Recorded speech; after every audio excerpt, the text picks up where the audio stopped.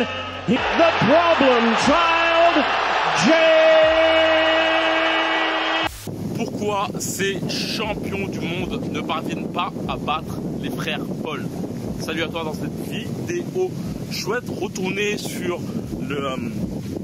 les confrontations qu'a pu avoir justement Jack Paul et Logan Paul contre Tyron Woodley et Floyd Mayweather et se questionner sur pourquoi ces deux combattants à une envergure de renom ne sont pas parvenus à les défoncer durement et proprement.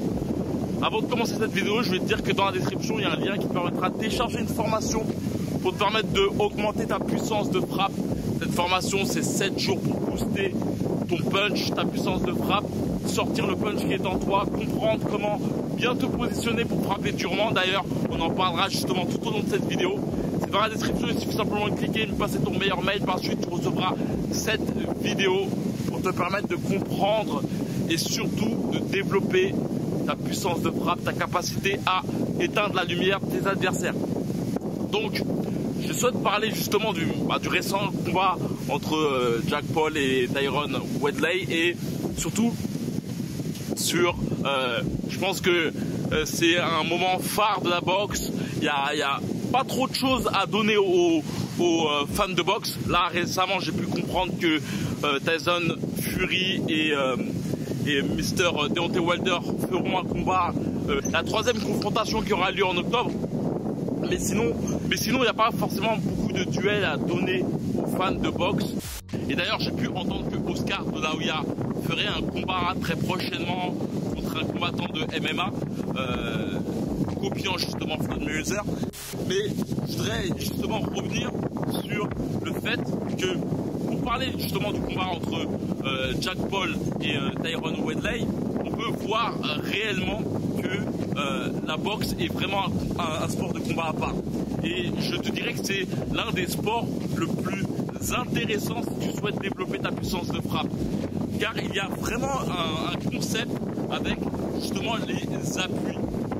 L'importance d'avoir des appuis lorsqu'on fait du MMA et lorsqu'on fait par exemple de la boxe pied-point, on est souvent entre les deux pieds et on n'a pas justement cette réel ancrage au niveau des appuis qui permettent justement de frapper plus durement.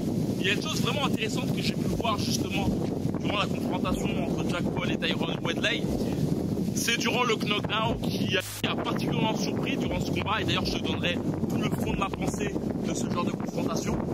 C'est que Tyron Woodley ne cadre pas Jack Paul. Et c'est la base de tout. Cadrer, c'est la base de tout. Si tu souhaites allumer, si tu souhaites défoncer un adversaire, il est important que tu cadres ton adversaire.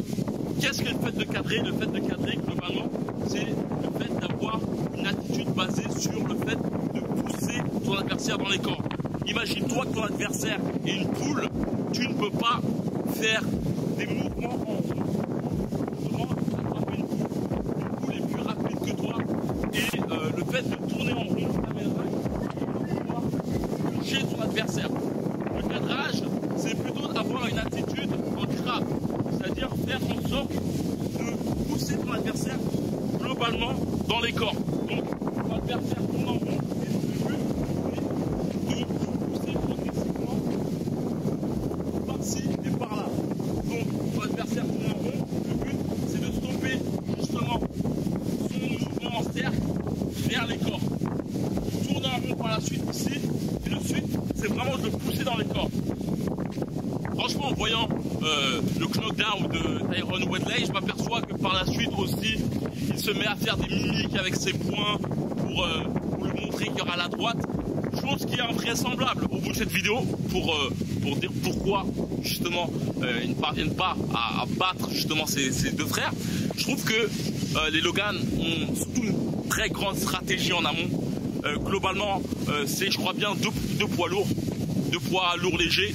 Ils sont donc à plus ou moins 86 kg de base et ils targuent uniquement ou des vieux comme Floyd Mayweather et surtout un Floyd Mayweather qui de base boxe à 70 kg voire un peu moins. Tyron Woodley, je crois bien que c'est aussi la même veine, un combattant de base qui boxe à 70 kg, qui sont un peu plus petits. Donc des combattants qui sont vieux, qui sont à la fin et qui n'ont pas forcément le punch pour les terrasser. De base, déjà, Floyd Mayweather, c'est pas un boxeur qui est très percutant en boxe. Après, là n'est pas la question.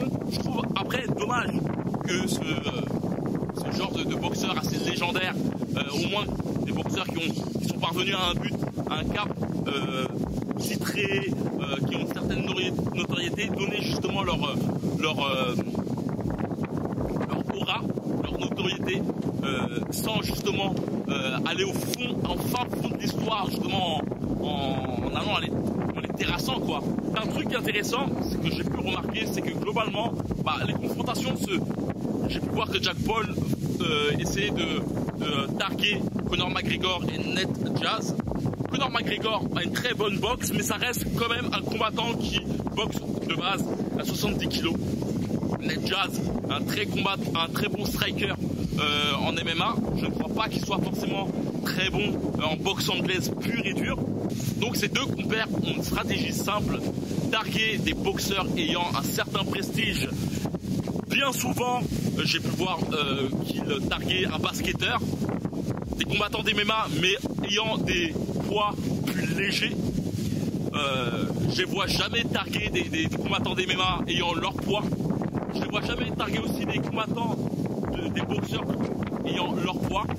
Je sais que Tommy Fury souhaite justement faire un combat contre Jack Paul. J'aimerais bien que cela se fasse. En attendant, on peut laisser Jack Paul faire ses petits trucs et que justement le Tommy prenne l'aura de Jack Paul en le terrassant durement. Mais en fait, ouais, moi, de mon point de vue, je vois une stratégie simple, targuer des boxeurs ou des célébrités qui n'ont pas une boxe réelle, qui ne sont pas forcément typiquement des boxeurs, qui ont un poids plus léger qu'eux. Et voilà, prendre leur aura, faire parler d'eux. Et donc voilà, dis-moi ce que tu en penses sur cette situation. Et comme j'ai dit, dans la description, il y a un lien qui te permettra de télécharger une formation pour te permettre d'augmenter ta puissance de frappe, pour te permettre d'éteindre la lumière de tes adversaires. C'est une formation de 7 jours que je t'offre. Il suffit simplement de passer ton meilleur mail. Par la suite, tu recevras aussi d'autres mails pour avoir des renseignements sur mes prochains bootcamps. Je ferai certainement une date en février. Donc voilà, c'est dans la description. Mais il suffit simplement de cliquer et passer ton meilleur mail. On se retrouve dans les coulisses. C'est comme d'habitude que la boxe est avec toi. Ciao.